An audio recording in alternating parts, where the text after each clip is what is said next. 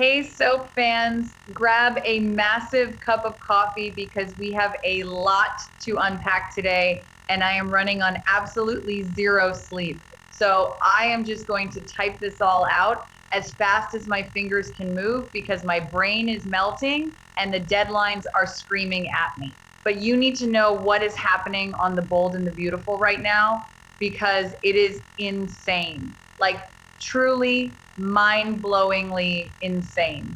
I have been watching this show for years and I thought I had seen it all, but no.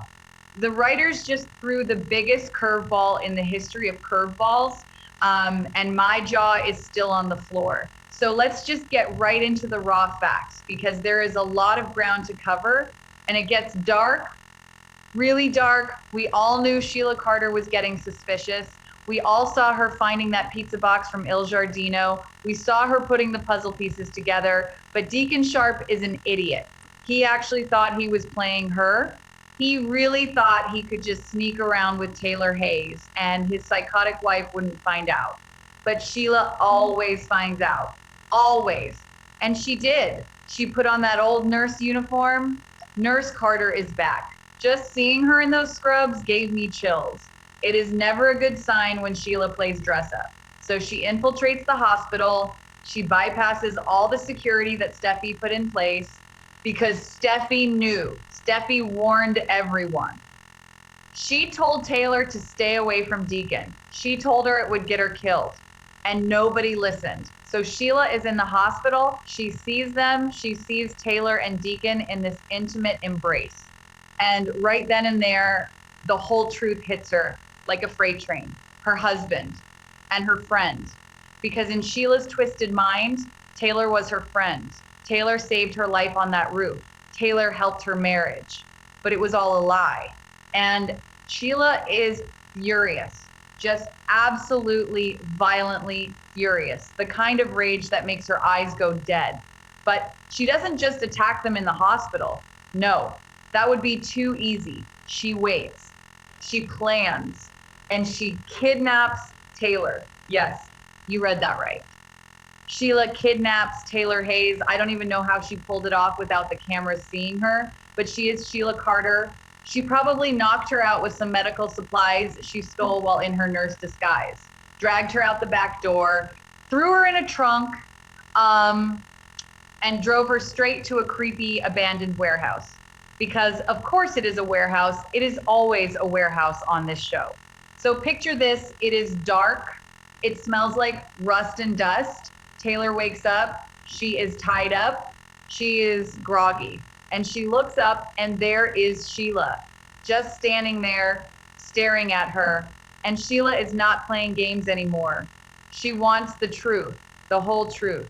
She starts screaming at Taylor, demanding to know everything. The psychological torture in this scene is just off the charts. Sheila pacing around, taunting her, making Taylor feel every ounce of her anger. Taylor tries to lie at first, because that is what people do when they are terrified. But Sheila is not having it. She breaks Taylor down bit by bit until Taylor is just sobbing. And then Taylor confesses. She admits it all. She admits to the sneaking around the Cliff House, the office, but then she says the one thing she should have never said, the one thing that seals her fate. Taylor admits that they have been in love for a while. Love, not just sex, not just a fling, love. And you can just see the exact moment Sheila's brain snaps because Sheila can maybe forgive a mistake, maybe, but she cannot forgive her husband falling in love with another woman, especially this woman, the woman who was supposed to be her ally. The humiliation is just too much. Sheila's whole world revolves around Deacon. He was the only person left who accepted her, and Taylor took him. So Sheila loses it, completely and totally loses it. She pulls out a knife, not a gun this time, a knife. It is so much more personal, so much more brutal, and she doesn't even hesitate. She lunges at Taylor and she stabs her right in the stomach. Just reading the notes on this scene makes my stomach turn. It is violent, it is raw, Taylor gasping for air, the shock on her face, the blood, so much blood. I am typing this so fast because the adrenaline of this storyline is just crazy. Taylor Hayes, the world-renowned psychiatrist, bleeding out on a dirty warehouse floor. And Taylor knows she is dying. She feels the life leaving her. She knows she is not getting out of this warehouse. But even in her dying moments, she is not thinking about herself. She is thinking about her family. Because Taylor knows what Sheila is capable of. She knows that if Sheila is willing to kill her, she might go after Steffi next, or Finn, or little Hayes and Kelly, the kids, the innocent kids. So Taylor uses her last breaths to beg. She looks up at the monster who just stabbed her, and she pleads with her. She begs Sheila to spare her family. She tells her that Steffi and the kids have nothing to do with this, that it was all her fault. She takes all the blame just to protect her bloodline. Please don't hurt them. Please leave my family alone. Just imagine the tears, the desperation. It breaks my heart just thinking about it. And Sheila is standing there, knife in hand, covered in blood, still breathing heavy from the rage. But something in Taylor's plea reaches her. Or maybe Sheila just thinks she has exacted enough revenge for one day. Sheila looks down at the dying woman and she actually promises. She tells Taylor that she won't go after Steffi or the kids. She makes this dark, twisted pact with a dying woman, and then Taylor dies. She just dies. The light goes out of her eyes. Taylor Hayes is dead again. But this time, it feels so final. It feels so brutal. There is no prince coming to rescue her. There is no magical hospital bed, just a cold warehouse floor, and Sheila is left alone with the body. But Sheila is a survivor. She is a criminal mastermind. She doesn't just sit there and cry. She goes into full cleanup mode. She has to hide the body because if they find the body, they find her. And she is not going back to prison. Not now, not when she still has Deacon to deal with. So Sheila wraps up the body. She scrubs the floor. She hides Taylor's remains somewhere nobody will ever look. We don't even know where yet. Maybe buried deep in the woods, maybe dumped in the ocean, but she hides it well. And then she just goes home like nothing happened. Can you even imagine the level of sociopathy it takes to murder your husband's lover, hide the body, and then go home and make him dinner? Because that is exactly what Sheila does. She plays the innocent, loving wife. While Deacon is sitting there completely oblivious, thinking his secret is still safe. But then the panic sets in because Taylor doesn't come home. She doesn't answer her phone. She misses her appointments. And Steffi notices. Steffi always notices. Steffi starts freaking out. She knows her mother. Taylor doesn't just vanish. And Steffi's mind immediately goes to the worst case scenario because Steffi has been living in the worst case scenario for months. She knew Sheila was a threat. She knew Deacon was a danger. So Steffi calls the cops. She calls Chief Baker. She demands an investigation. She tells them that Sheila Carter has to be involved because who else would do this? Who else has the motive and the history? The whole Forrester family goes into full meltdown mode. Ridge is losing his mind. He just found out about the affair, and now Taylor is gone. He is screaming at the cops to do something. He is threatening Deacon. The tension is just through the roof. And Deacon, oh man, Deacon, he is panicking because he knows it is his fault. He knows he brought this danger to Taylor's doorstep, but he still doesn't want to believe that Sheila did it. Because if Sheila did it, that means she knows. And if she knows, his whole life is a lie. So the police start digging. They search Taylor's office. They search the Cliff House. They interview everyone. And they find nothing. Absolutely nothing. Zero evidence. No blood, no struggle, no witnesses. Sheila covered her tracks perfectly. She is a ghost. The police question her, of course. Steffi probably screams in her face, but Sheila just plays the victim. She cries fake tears. She acts shocked. She tells them she hopes Taylor is found safe. It is sickening. It is brilliant, but it is sickening. And the cops have to let her go because they have no proof. So now we are stuck in this agonizing limbo. Taylor is missing, presumed dead by the audience, but just missing to her family. The Forresters are living in a nightmare. Steffi is probably not sleeping. Finn is trying to hold his wife together while knowing his birth mother is the prime suspect, and Sheila's just walking around free, smiling, knowing exactly what she did.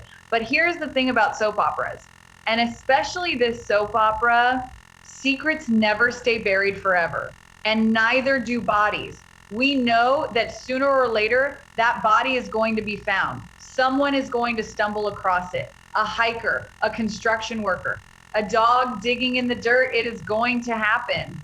And when it does, the DNA will confirm it. Taylor Hayes is dead, and then all hell is going to break loose. Because right now, without a body, it is just a missing persons case. But the second they find her, it becomes a homicide. And the pressure on Sheila is going to multiply by a million. I just cannot stop thinking about the ripple effects of this. What happens to Deacon when he finds out? When he realizes that his wife gutted the woman he loved, will he turn her in, or will he be too scared? Will he blame himself? He should blame himself. He is the one who kept poking the bear. He is the one who couldn't keep his hands to himself. And what about Steffi? Steffi is going to go on a warpath. If you thought Steffi was fierce before, just wait until she is a grieving daughter with nothing to lose. She is going to hunt Sheila down herself. I wouldn't be surprised if Steffi picks up a gun again.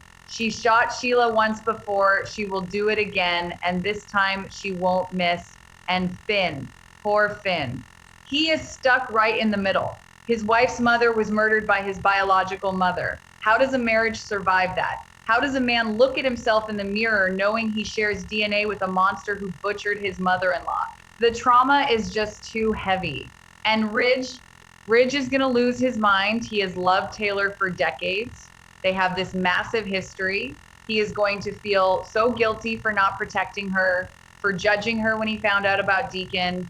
His last thoughts of her were probably angry ones. That is going to eat him alive.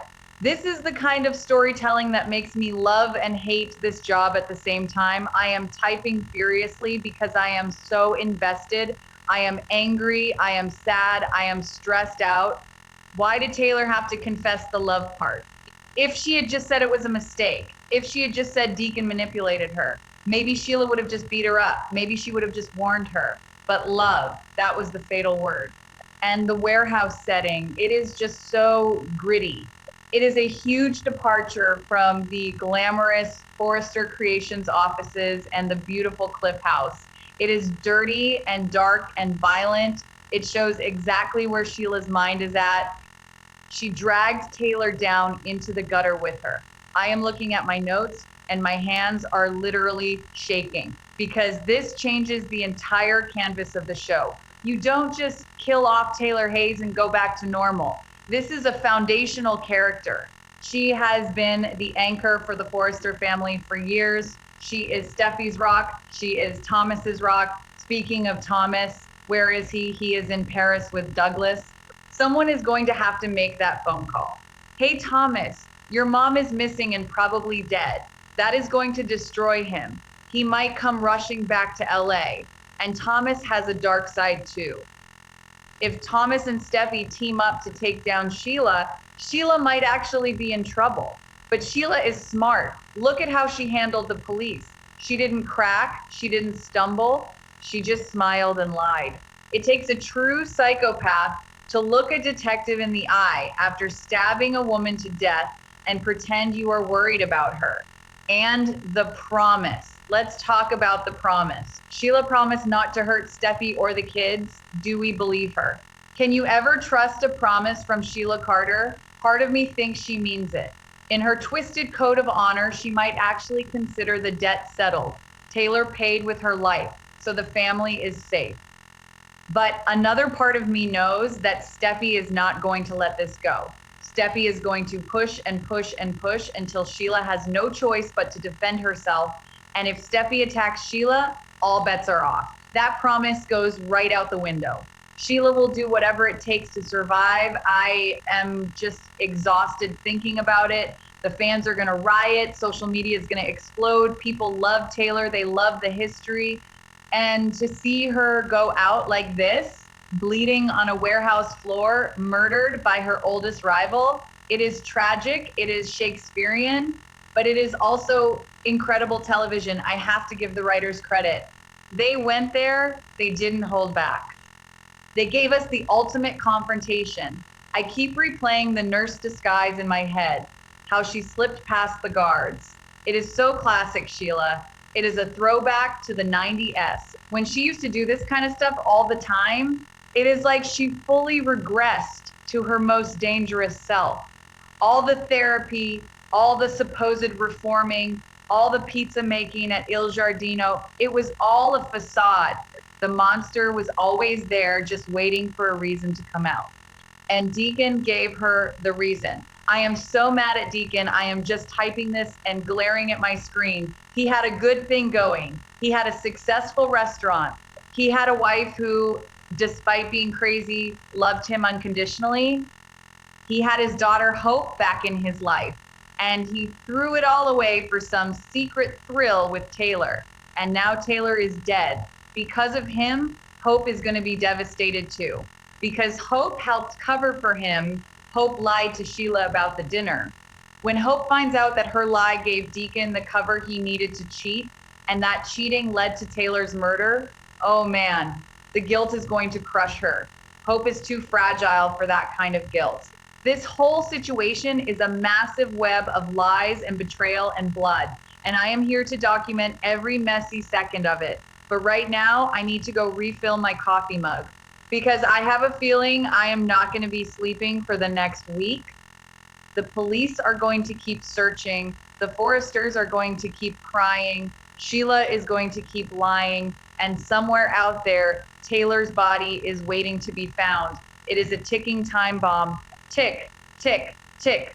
When it blows, it is going to take down half of Los Angeles. So keep your eyes glued to the screen, people, because The Bold and the Beautiful just became a horror movie, and Sheila Carter is the star.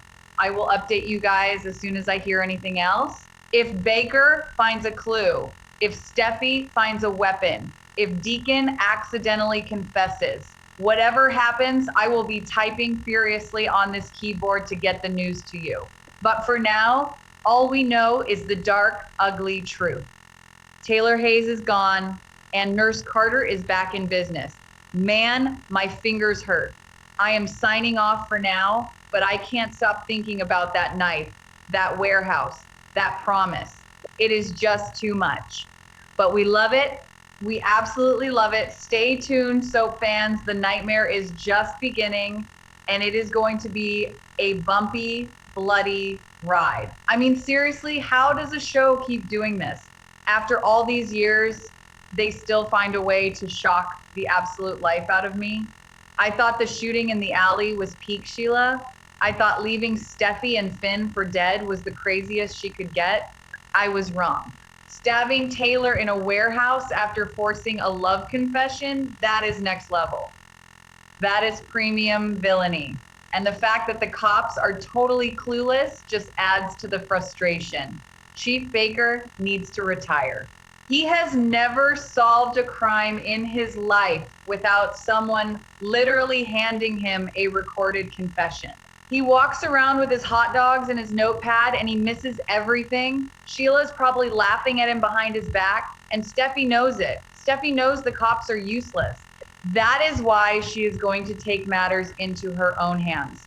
I can feel it.